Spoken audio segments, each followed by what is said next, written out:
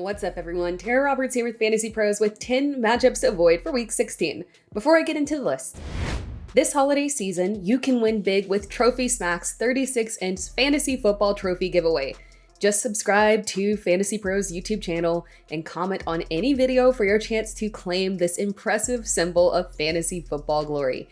Celebrate your championship in festive style, but make sure you turn on notifications so you can be alerted when new episodes are up and to claim your prize. Now let's go ahead and dive right in. First up, Gus Edwards versus San Francisco. With Keaton Mitchell out for the season, many fantasy managers might be dipping into their bench and saying, all right, Gus Edwards is back on the table, but not so fast. We remember the good times with Gus Edwards, with touchdowns when they were flowing game after game after game, but it wasn't always like that. Earlier in the season, weeks 1 through 6, Edwards was unreliable and low producing. He had just one game over 10 fantasy points. In week 7, he started his touchdown streak, and from weeks 7 through 11, Edwards had a total of 9 touchdowns. Starting in week 12, the entire backfield became unusable. Edwards did get the touchdown last week, but again, he remains touchdown dependent. And this matchup against San Francisco just isn't an ideal matchup for a touchdown dependent running back. The Arizona running backs had strong games last week against San Francisco, but that type of production is an outlier. Edwards is more of an RB3 or flex option this week. But if you've been making it work without him, it's best to just push forward with the running backs that you have rather than risking it with Edwards. Gavon Williams versus New England. New England's season has been a mess, but their defense has held it together. And opposing running backs have generally struggled against New England's defense. Last week, Jerick McKinnon and Clyde Edwards-Helaire had big games against New England, but last week was a little bit different. It wasn't really from the ground production. Both backs had less than 40 yards and averaged less than 3 yards per carry.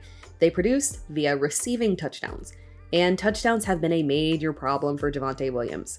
Williams has a total of just 3 touchdowns on the season, and while he generally does have receiving work through the air, Samaje Perine has been the stronger producer in terms of receptions. So relying on Javonte for production through the air in this matchup, it's just a little bit risky. It's best to avoid Williams if you can. Tony Pollard versus Miami. Tony Pollard's matchup was a problem last week, and he has yet again another difficult matchup this week. Pollard was seeing a strong bounce back prior to last week with 4 straight games over 16 fantasy points. Weeks 11 through 13, he had very friendly run matchups, and his week 14 matchup was saved by receptions. In week 15 against Buffalo, Pollard had just 11 carries for 52 yards and 2 receptions for 5 yards. That is just 7.7 fantasy points in PPR. I think we're set for a repeat performance this week. Miami's defense has been somewhat inconsistent against the pass, but they have been consistent against the run.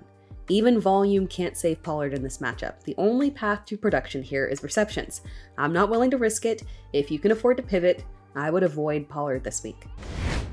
Kyler Murray versus Chicago. Kyler Murray is a low-end QB1 this week by default, not by desire. If you can pivot to another option, I would highly advise it. Players like Geno Smith, Baker Mayfield, and Nick Mullins all have better matchups. Murray's return has been underwhelming from a fantasy perspective. He's certainly done enough to squash all of the Arizona taking for Caleb Williams rumors, but the fantasy output just hasn't been there. And that's not shocking from a quarterback coming back so late in the season. But he's still yet to show that typical Kyler Murray ceiling, and it's tough to imagine that it comes back this week against Chicago. Chicago has truly been different at defense since the trade for Montez Sweat. The addition of Sweat upgraded their pass rush significantly, and the entire defense is playing on another level. There is a possibility that Chicago takes advantage of Arizona's poor defense and forces Kyler to push high volume, but I would hate to rely on that when there are simply safer options that you could go with, and those options have very similar ceilings. Murray lacks the upside to justify starting him in a difficult matchup. Sam Howell versus the New York Jets. Sam Howell's season as a whole has been incredible from a fantasy perspective. There's been a couple of dud weeks here and there, but for the most part, Howell has always found a way to push volume. Last week was one of those dud weeks.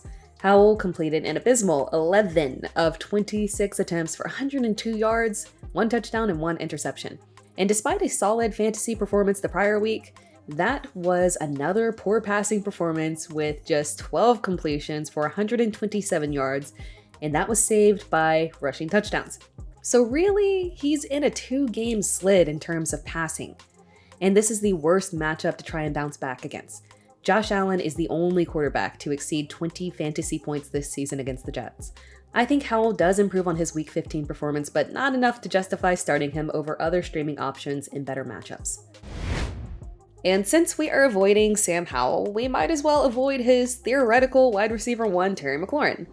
I say theoretical because McLaurin is undoubtedly the wide receiver 1 in that offense. Sam Howell simply spreads the ball around, unfortunately, and McLaurin doesn't have high volume. And McLaurin's strong fantasy production last week was with Jacoby Myers, so unless Sam Howell manages to get benched again this week, it is difficult to trust Terry McLaurin. Despite Howell not giving Terry McLaurin wide receiver 1 production, opposing defenses will give Terry McLaurin wide receiver 1 coverage, and that means that Scary Terry is getting sauced this week. We've certainly seen top-tier receivers put up strong production in a matchup against the Jets, but it usually helps when you have a reliable quarterback. McLaurin lacks that, so he's just very risky this week. David Montgomery versus Minnesota. Proceed with caution this week with David Montgomery. Montgomery has been okay from a fantasy perspective, not fantastic. His upside has been capped by Jahmyr Gibbs simply being the more explosive back. Over the past 3 weeks, Montgomery has had between 10 and 13 fantasy points. Solid floor, but just no ceiling games here. And this week's matchup against Minnesota is just bad. The Vikings have limited opposing running backs to just 3.6 yards per carry, but they have been very generous in terms of giving up receptions, a combination that just favors Gibbs over Montgomery. Montgomery isn't a full fade here, he is still start worthy.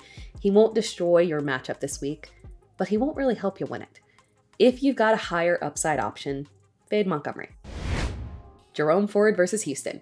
We came into the season feeling like Houston's run defense was an easy target, but really they've developed very well over the season. And they aren't actually an advantageous matchup. There's been several backs that have had strong games against this defense, but they all have something in common. They did so through high volume in terms of touches. That doesn't really bode well for Jerome Ford. Ford's touches tend to be more in the range that you would see from high-end RB3s, and that just won't be enough. And the Browns will likely continue to push heavy volume through the air with Joe Flacco.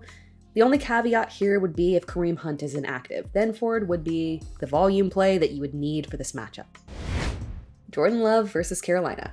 You guys know that I have been Jordan Love's biggest supporter all season long. If there was going to be one person to tell you start Love, it was going to be me. So if I'm saying don't start him, you know it's a serious problem.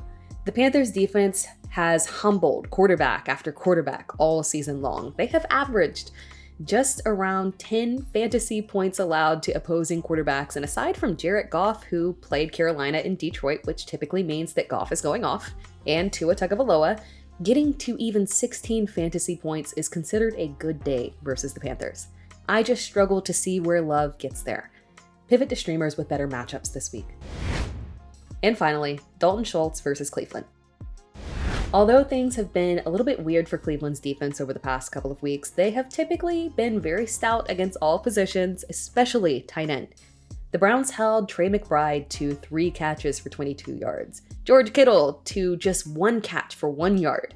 When you combine that with the likelihood of CJ Stroud being out, Schultz has some major potential issues this week. With Stroud out last week, Schultz had a decent day, but what I'm concerned about is the volume on the ground. They'll likely take a similar approach this week. Schultz likely isn't your only tight end. I would pivot to whatever other option you have on roster. Thanks for watching this video. Be sure to like the video and subscribe to the channel, and remember, this holiday season you can win big with Trophy Smack's 36-inch fantasy football trophy giveaway. Just subscribe to the FantasyPros YouTube channel and comment on any video for your chance to claim this impressive symbol of fantasy football glory. Celebrate your championship in festive style, but make sure you turn on notifications so you can be alerted when new episodes are up and to claim your prize.